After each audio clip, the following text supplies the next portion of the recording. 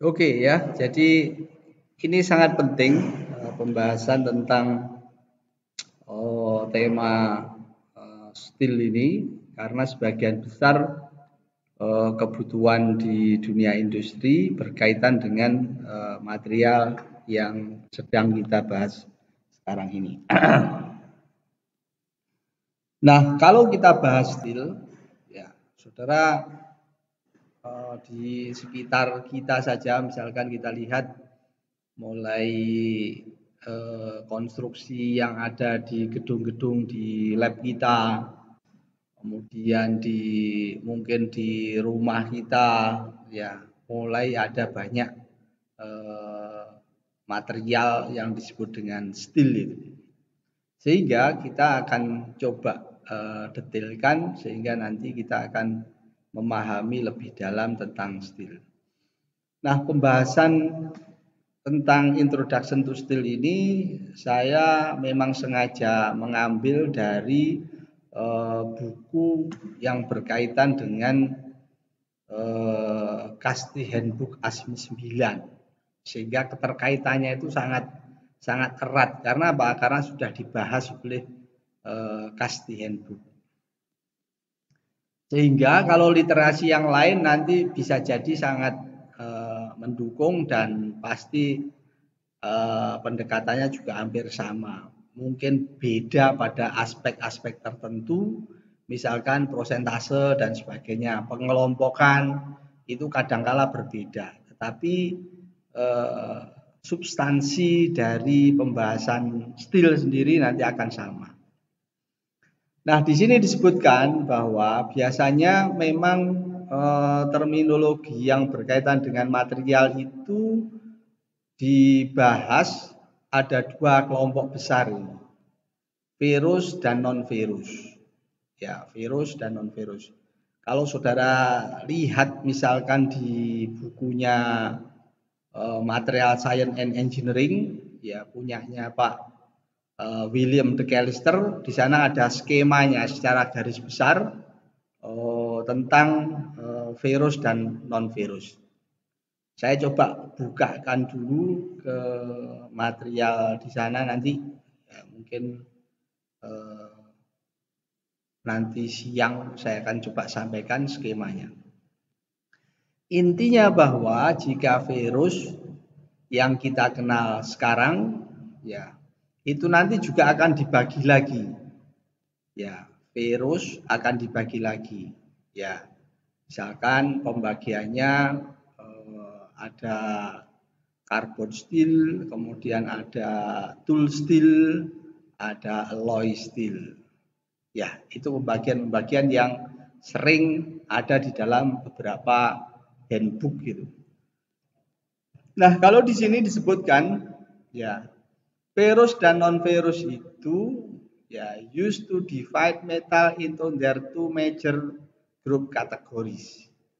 Ya, di sini ya memang menjadi kelompok yang biasanya dikategorikan menjadi dua kelompok besar ini.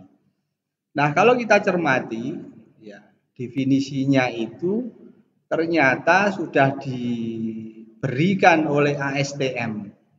Jadi ASTM membagi dua kelompok ini ada definisinya secara spesifik, sehingga pembagian ferrous dan non ferrous itu memang merupakan standar ya yang ada di ASTM A941, standar terminologi relating to steel, stainless steel, related alloy and ferrous alloy, ya dikelompokkan sebagai berikut.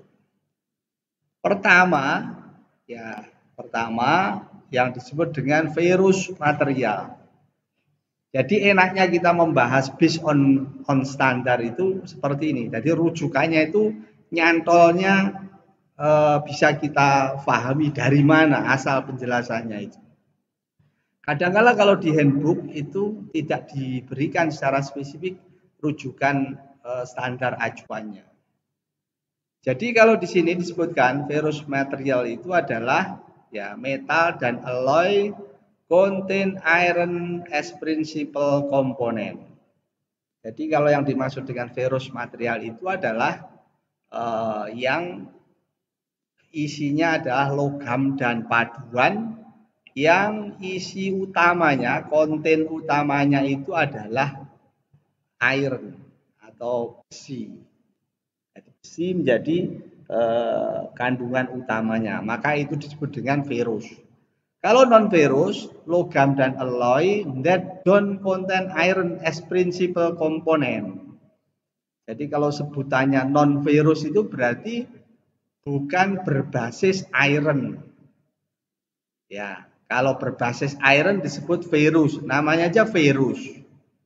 Nah, ferrous ini dari mana ferrous ini? Ya, the term ferrous come from the Latin word ferrum meaning iron. Jadi awal mula sebutan ferrous itu berasal dari bahasa Latin ferrum yang artinya adalah iron. Jadi kalau non ferrum berarti adalah material yang paduan utamanya itu bukan ferrum, bukan ferrous atau bukan iron. So dari sini kita sudah bisa memahami secara prinsipil, secara substansial bahwa perbedaan kelompok besar di ASTM A941 ya yang dikategorikan menjadi ferrous dan non ferrous. Ferrous jika paduan utamanya adalah besi atau iron atau ferrum, non ferrous jika paduan utamanya adalah selain ferrum, selain iron. Ya, sehingga dari sini nanti ya there are great many different ferrous material, but they can divide it into 3 basic categories. Ya, sebenarnya banyak sekali nih ya kelompok dari ferrous material itu. Tapi di sini nanti dikelompokkan menjadi 3 kelompok kategori. Iron, ya, cast iron, and steel. Iron, cast iron, and steel. Ya, itu pengelompokan yang mungkin nanti bisa menjadi mempermudah kita di dalam memahami tentang ferrous material sendiri. Nah, kalau kita lihat ya di mana di kelompok ini, di iron ini, ya word iron ini adalah relatively pure iron. Ya, jadi kalau disebut dengan word iron itu maka di sini relatif pure. Kenapa disebut relatif? Karena containing non-metallic slag inclusion. Terkadang di dalamnya itu mengandung beberapa slag inklusi. Ya, misalkan ya inklusinya adalah yang sering ada itu misalkan inklusi fosfor, sulfur, ya silikon, ya dan mangan biasanya. Which no longer commercially produced. Ya, jadi memang inklusi non metaliknya itu ya tidak secara sengaja dibuat. Ya, dia ada karena bersamaan dengan bahan yang dicampurkan. Ya, itu maka disebut dengan wrought iron. Atau dalam bahasa karbon itu biasanya disebut plain carbon steel. Plain carbon steel itu utamanya ada paduan misalkan antara Fe dan C, tetapi ada unsur penyerta atau inklusi yang ada 4 itu. Fosfor, sulfur, silikon, dan mangan. Itu disebut dengan inklusi. Nah, kalau iron, wrought iron ini berarti di sana ada pure iron yang di dalamnya ada inklusi semacam fosfor, sulfur, silikon, dan mangan. Kemudian kalau yang modern wrought iron product actually made of carbon steel mixed with steel mating slag. Jadi kalau modern, kalau yang lama ya dia ada karena ada kesertaan bahan-bahan yang dipadukan dalam pembuatan baja itu sendiri. Nah, kalau modern memang sengaja ditambahkan. The term product is defined ASTM E1806. Jadi ada standar penamaan. Kenapa disebut dengan root product ini? Ya, di sini dijelaskan ya, root product, the item of steel which has been subject to the formation by rolling, drawing, forging, or some other method, for example a bar, billet, plate, strip, tube, or wire. Jadi kalau root product itu ya bagian dari steel yang dihasilkan dari proses deformasi. Misalkan dengan rolling, drawing, forging, dan beberapa metode yang lain untuk dibuat jadi bar, billet, plate, strip, tube, or wire. Yaitu kalau definisi root product. Ya.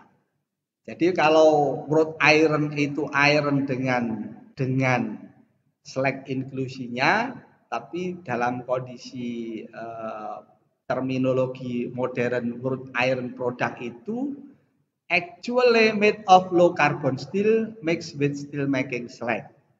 Jadi kalau disebut modern wrought iron product itu sudah masuk kategori low carbon steel ya, yang di sana ditambahkan unsur-unsur slagnya. Sehingga terminologinya jadi seperti ini kalau di dalam ASTM root product itu. Jadi baja yang dibuat dengan proses rolling, drawing, forging ya untuk ya other method ya atau metode yang lain ya. Sehingga nanti akan menghasilkan bar, billet, plate, strip, tube, or wire. Apa itu bar, billet, plate, strip, tube, or wire? Ini mestinya sudah ada di semester 1 pembahasan tentang ini. Nanti saudara buka lagi atau lihat di YouTube itu ada semua itu. Apa beda bar and billet? Apa beda plate and strip? Apa beda plate and sheet? Ya, itu ada semua. Apa beda tube and pipe? Nah, itu harus saudara pahami karena nanti saudara akan banyak berkaitan dengan dunia material produk seperti itu. Nah, kemudian yang berikutnya adalah cast iron. Kalau karbon, ya kalau steel, kalau wrought iron tadi adalah iron dengan beberapa inklusi slag. Terminologi modern produknya adalah low carbon steel. Ya. Kemudian kalau cast iron itu adalah ya, paduan contain much higher carbon silicon level than steel. Ya, jadi kalau cast iron itu paduan antara besi dengan karbon di mana kandungan karbonnya itu lebih dari 2%. Di sini disebutkan typically 2 sampai 4 karbon. 1-3% silikon. Ya, bisa jadi ya, 2% karbon generally considered be dividing line between steel and cast iron. Jadi pembatasan tentang 2% karbon itu akan memberikan terminologi mana itu steel, mana cast iron. Jadi kalau cast iron itu lebih dari 2%, tapi kalau karbon steel itu adalah kandungan karbonnya maksimum 2%. Kenapa maksimum 2%? Karena maksimum 2% itu menyatakan batas kelarutan besi gamma. Besi gamma itu punya struktur kristal apa? Ya gamma iron. Ya, gamma iron itu FCC, di mana FCC itu punya kemampuan melarutkan karbon maksimum 2%. Sehingga disitulah disebut dengan steel ya, dengan kandungan karbon maksimum 2%. 2% itu adalah maksimum karbon yang bisa dilarutkan oleh iron. Iron apa? Iron FCC, iron austenite. Tetapi kalau sudah lewat 2%, maka karbon itu tak lagi bisa dilarutkan oleh FCC, oleh gamma iron itu. Sehingga nanti dia akan berdiri sendiri membentuk sebuah koloni namanya koloni karbit. Ya, grafit, koloni grafit. Grafitnya nanti bentuk koloninya itu akan mencirikan jenis dari cast iron-nya. Ya. Jadi disebut dengan cast iron disebabkan ada kandungan karbon yang lebih dari 2%. Ya, yang lebih dari 2% tidak mampu dilarutkan oleh besi sehingga nanti membentuk koloni grafit. The comprise another category ferrous material which are intend to remain their cast product form as final desired shape. Ya, definisinya ya cast iron itu ada di ASTM A644. Standar terminologi of cast iron. Apa itu? Ya, di sini disebutkan ya cast iron itu adalah generic term of series alloy primary carbon, iron and silicon in which carbon is in excess amount which can be retained in solid solution in austenite at the aesthetic temperature. Jadi disebut dengan cast iron itu jika ya terdiri dari iron, karbon dan silikon. Karbonnya ini ya harus dapat menyebabkan retain in solid solution.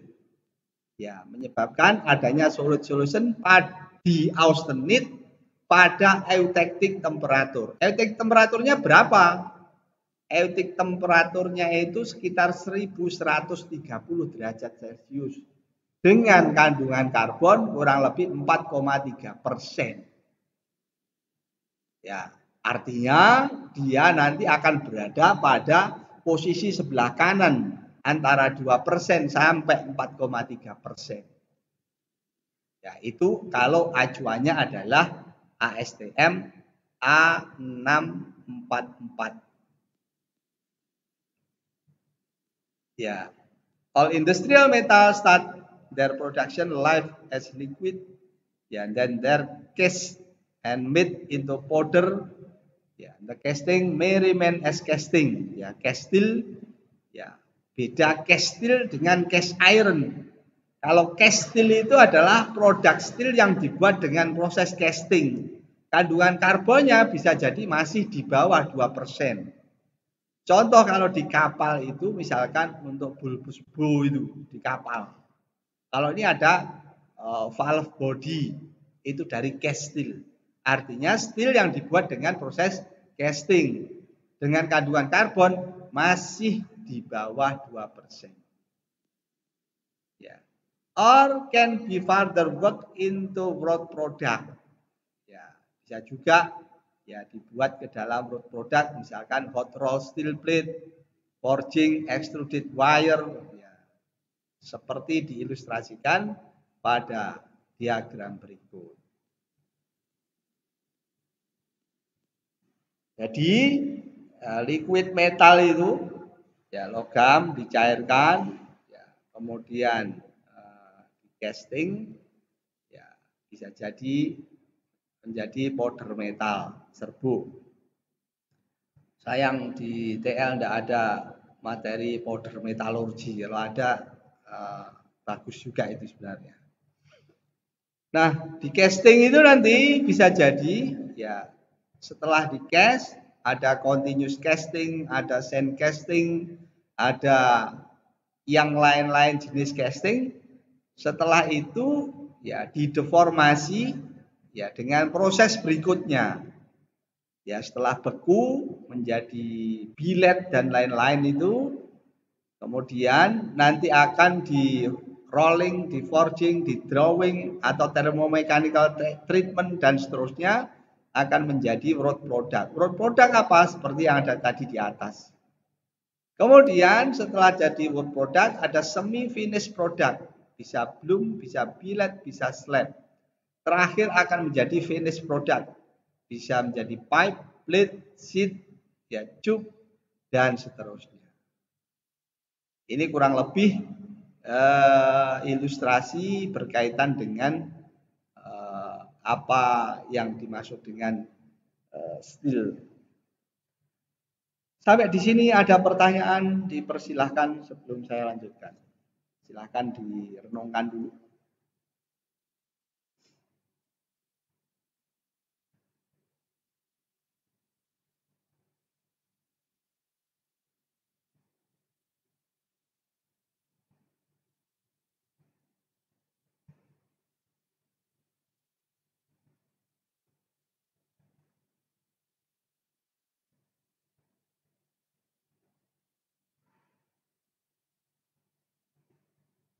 Alhamdulillah bulan ini wis bulan Maret.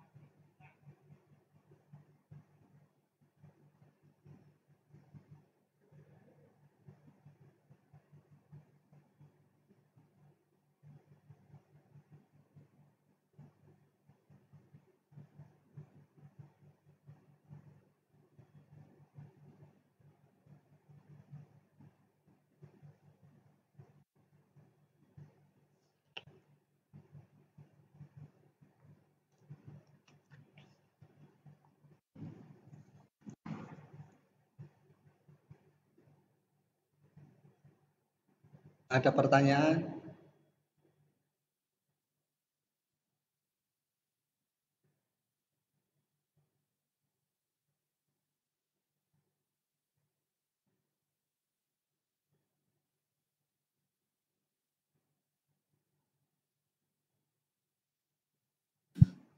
Halo, ada pertanyaan?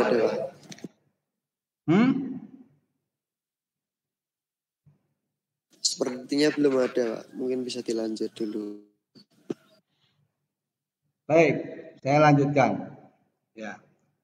Berikutnya adalah work product. Work product typically start as semi-finished product.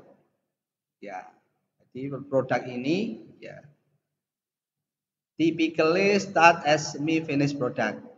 Ya, misalkan that is either hot roll, forge, cast steel to route, dimension, hot roll, forge, bloom, billet, or slab. The next step of steel production would be make the finished product. Setelah jadi tidak langsung proses pembuatan itu dari casting kemudian langsung jadi finish itu tidak mungkin. Harus mulai melewati beberapa tahap. Salah satu tahapnya adalah product, ya semi finished product, baru kemudian dibuat menjadi finished product. Ya, hot rolling, cold rolling, forging, other type of working to product specification with dimension tolerant requirement, forging, plate, tube, sheet, dan seterusnya. Jadi forging, pipe, plate, tube, sheet itu sudah merupakan hasil dari finished product. Ya, setelah itu baru nanti dibuat menjadi untuk membuat heat exchanger, membuat pipeline dan seterusnya, untuk membuat kapal, untuk membuat pressure vessel, konstruksi jembatan, itu hasil dari finished product. Ya, bukan yang semi finished product. Semi finished product dibuat dalam rangka untuk kemudian menghasilkan finished product. Nah, kemudian the term long product and flat product. Ini juga ada acuannya. Nah, steel vocabulary are defined in ASTM A1040 Standard Guide for Specifying. Ya, ini yang nanti akan memberikan ya standar grade, composition, world carbon low alloy steel sebagai berikut. Jadi ada flat product, ada long product. Kalau flat product itu adalah generic term describing wrought steel and strip sheet and strip.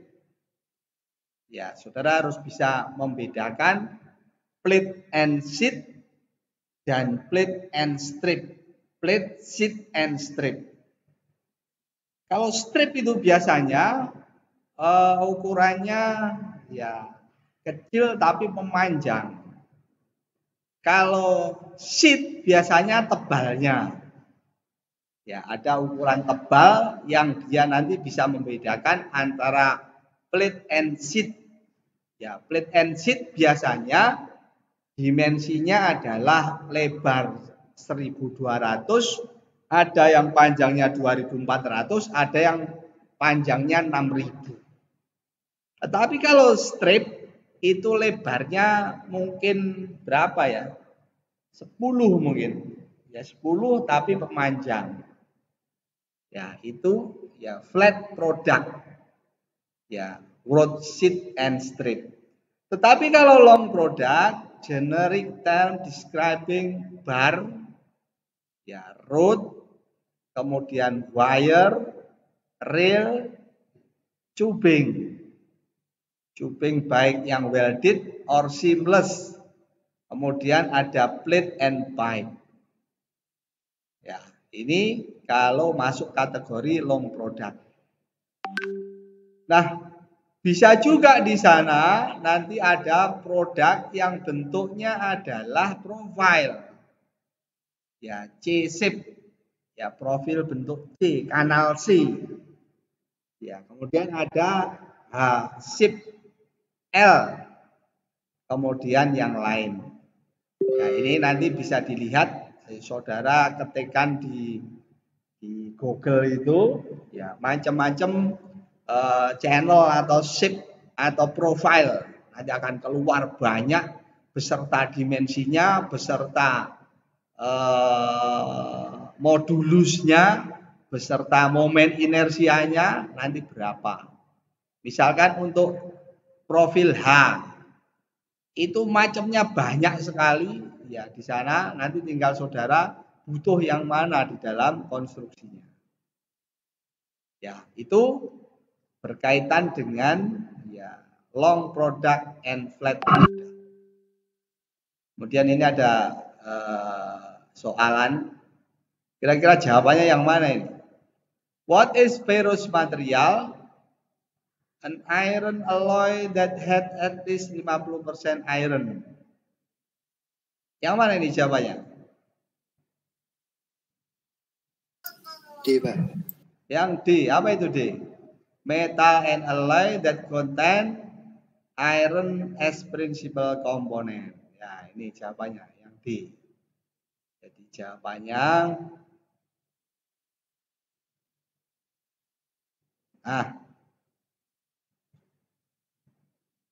yang nomor 2. Yang mana jawabannya?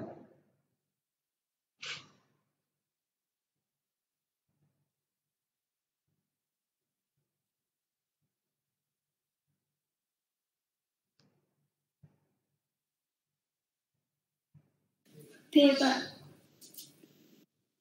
Iya tak?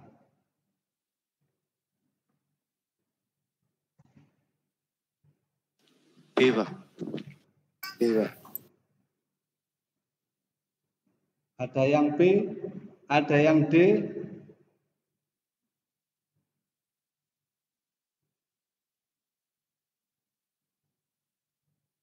Yang mana yang betul?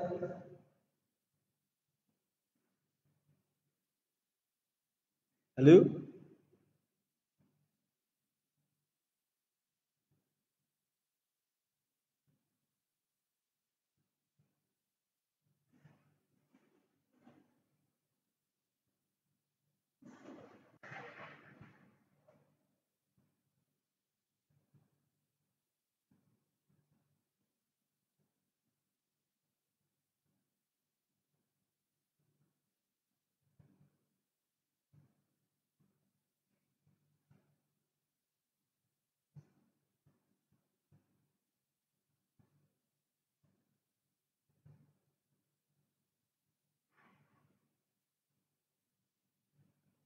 Mana? B. D, Saya Pak. tandai B ya. Nomor 3.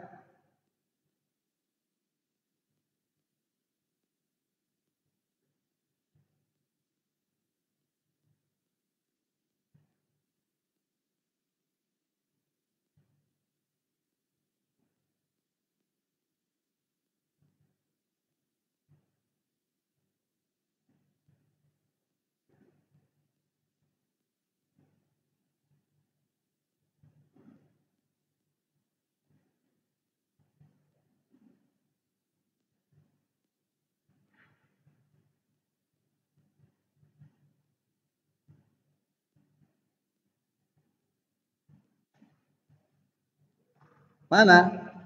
Nomor 3. Yang E mungkin, Pak. Hah? Yang E mungkin. Mungkin. Lah kok mungkin? Enggak pasti, Pak. Enggak paham saya. Dilihat dulu definisinya. Definisi world product itu apa kira-kira? Ini mana yang kira-kira tidak termasuk world product? World product gitu loh. World product ya typically start finish product. Ya dimulai dari situ ya. Nah, next step production-nya would be finished product. Kira-kira yang mana ini?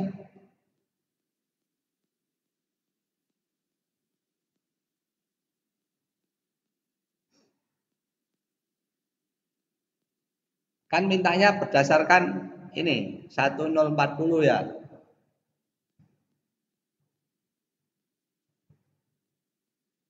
Yang mana kira-kira?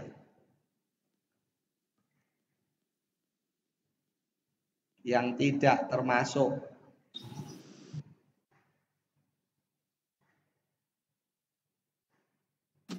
E, Pak. E ya. Nih. Berikut. Yang mana ini? What is the typical carbon steel content of cast iron?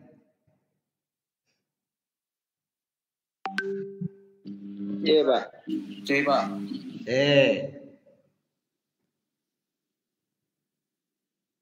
Nah. Nih. A hot rolling slab to make a plate, it become a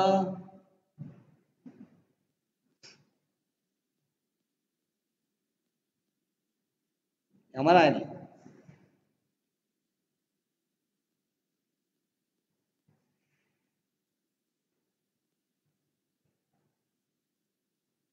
Jadi dari hot roll slab membuat plate untuk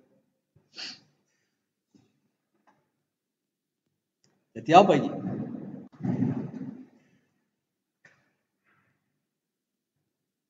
Nih.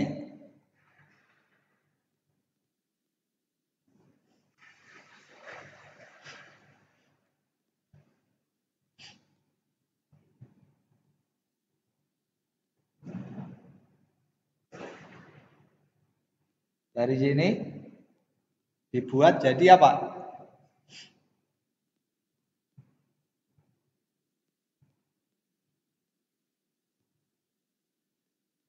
Finished product with dimensional tolerance requirement. Ya, yang mana itu?